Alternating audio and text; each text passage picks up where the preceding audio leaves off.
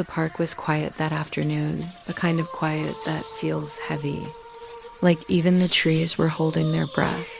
The sun hung low, brushing golden light across the swings, the benches, the slides that once echoed with laughter. But that day, there was only silence and the sound of a child crying softly near the old oak tree. Before, continue, please subscribe our channel and like our video. Her name was Emily. She was 7 small, with tangled brown hair and a pink backpack that looked way too big for her tiny shoulders. She sat on the edge of the sandbox, hugging her knees, her eyes red from crying. People passed by, joggers, dog walkers, mothers with strollers. Some glanced, some frowned, but none stopped. Maybe they thought someone else would help, maybe they just didn't want to get involved, until one person did. He was an older man, maybe in his late 50s, wearing a faded denim jacket and a baseball cap. His name was Tom. He came to that park every afternoon after work, feeding pigeons, reading the newspaper. He wasn't looking for anyone. He wasn't expecting to be part of anyone's story that day, but when he saw Emily, something inside him paused. She looked so small, swallowed by the emptiness around her. Her little hands clutched that pink backpack like it was her only friend. Tom walked slowly toward her. Not too close, careful, gentle. He sat down on the nearby bench, leaving a small space between them, enough distance to show respect, but close enough so she wouldn't feel alone. He didn't say much at first. He just sat there, listening to the wind move through the leaves. Then, after a moment, he said softly, "Hey there, kiddo. That's a pretty strong tree you're sitting under. You know, I used to climb one just like that when I was your age." Emily didn't answer. She wiped her face with her sleeve and looked away. Tom smiled gently. "Though, between you and me, I was terrible at climbing. Fell down more times than I can count." Her lips twitched, not quite a smile, but close. He pretended not to notice. Reached into his jacket, pulled out a small paper bag. "You hungry?" he asked. She hesitated, then shook her head. He nodded. "All right then. I'll eat half. But if you change your mind, the other half's yours." He started eating quietly. No rush. No pressure, sometimes. Silence heals faster than words. After a few minutes, Emily spoke, her voice small, shaky. "My mom forgot to pick me up." Tom turned toward her. "She forgot?" he asked softly. Emily nodded. "She was supposed to come after school, but she didn't." Her voice cracked. "She always forgets." Tom felt a knot in his chest. He didn't know her story, but he recognized that kind of loneliness too well. He said gently, "Do you want me to wait with you until she comes?" Emily shrugged. "She's not coming." Tom didn't argue. He just listened. "Sometimes," she whispered, "she says she'll come.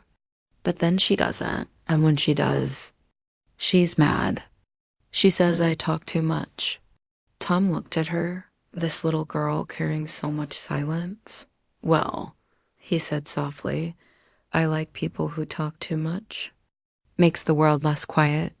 Emily finally looked up. Her eyes, wet, confused, searched his face. "Why are you talking to me?" she asked. Tom smiled, "Because nobody should have to cry alone."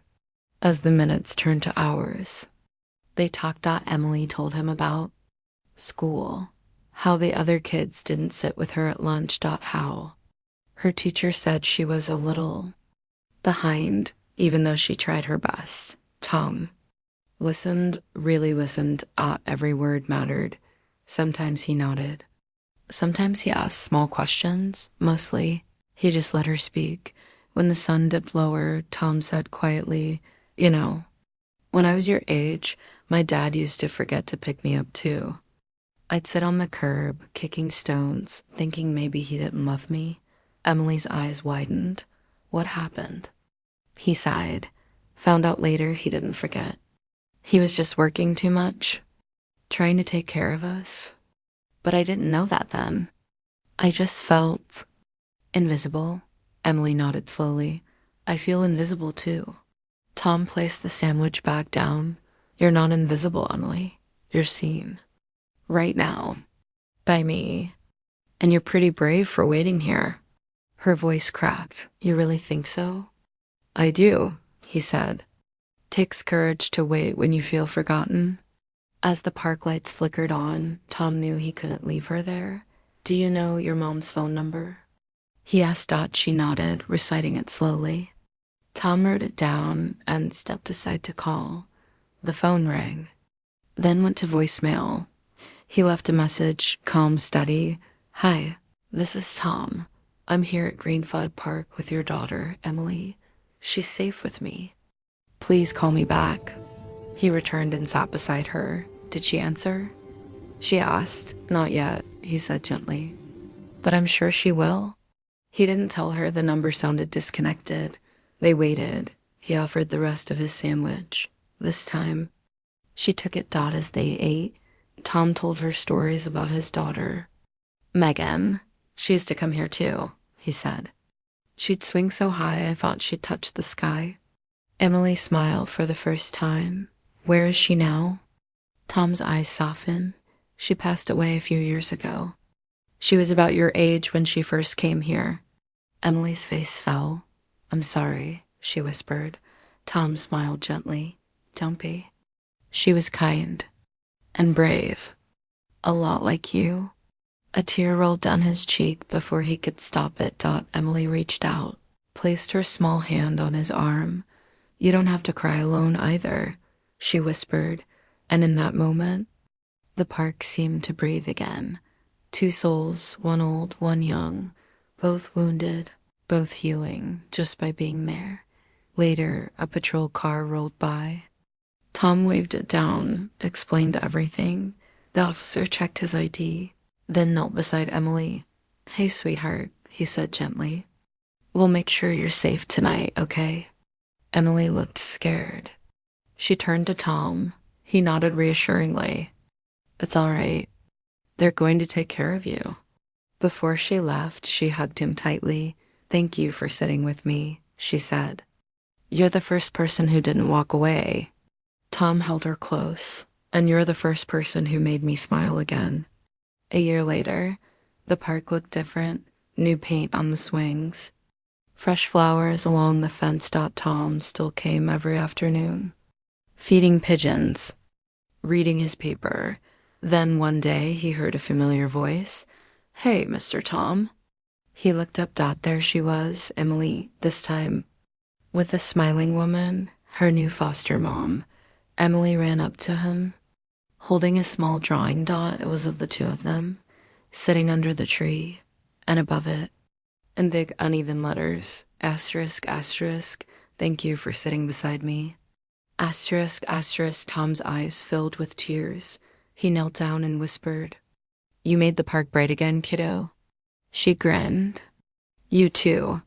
Sometimes kindness doesn't have to be big. Sometimes it's just someone sitting beside you while you cry, reminding you that you're not invisible. Tom didn't know that small moment would change two lives, but it did. And Emily? She grew up to volunteer at children's shelters, helping kids who felt alone, because she remembered what it meant when one stranger chose to sit beside her.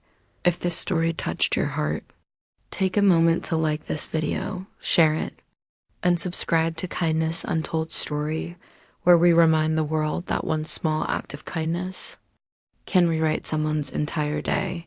And before you go, comment below. What would you have done if you saw a little girl crying alone that day? Your words might inspire someone else to do the same. Because kindness isn't rare. It's just waiting for someone like you to choose it.